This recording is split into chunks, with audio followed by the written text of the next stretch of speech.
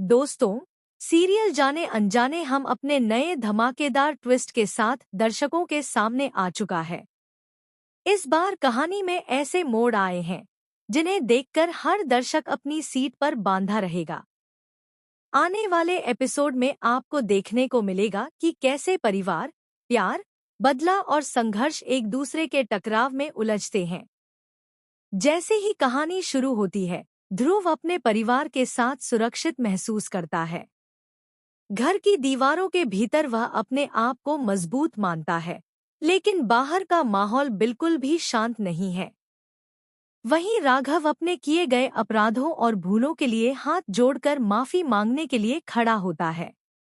उसकी नजरें रीत की फैमिली पर टिक जाती हैं, क्योंकि अब वह समझ चुका है कि उसे सबको सही रास्ते पर लाना है। इस बीच रीत की जिंदगी सबसे कठिन मोड़ पर पहुंच चुकी होती है। उसे जेल में अलग अलग प्रकार के टॉर्चर सहने पड़ते हैं। लेकिन दोस्तों, यह सब अचानक नहीं हुआ। कहानी का सबसे बड़ा ट्विस्ट तब आता है जब राघव को पता चलता है कि रीत का घर नीलाम होने वाला है।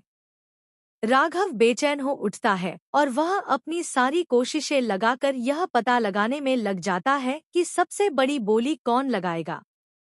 अंततः वह खुद उस बोली को खरीद लेता है और नीलामी को रोकने की योजना बनाता है। उसी समय उन्नति और बुआ इस सब खेल को पहले ही समझ चुकी होती हैं। बुआ कहती हैं, अब यहाँ मैं संभाल लूंगी राघव को।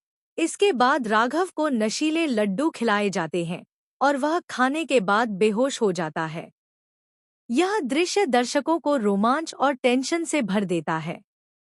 जेल में रीत की स्थिति और भी नाजुक हो जाती है।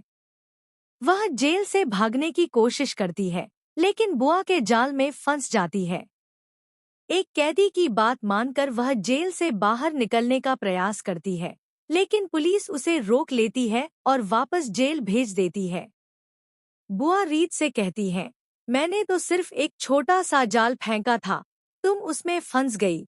रीत अब पूरी तरह से मुश्किल में फंस चुकी है और उसके लिए टॉर्चर का दौर शुरू हो जाता है। नीलामी के दौरान घर खाली करने वाले बाउंसर रीत के घर का सामान बाहर फेंकते हैं। ध्रुव अपनी मां को बचाने के लिए सामने आता है और बाउंसरों से लड़ता है। उसे पता चलता है कि उसके पिता की संदूक भी लोड की जा रही है। ध्रुव बाहर निकलता है, लेकिन बाउंसर फिर से उसकी मां को खींचने लगते हैं। ध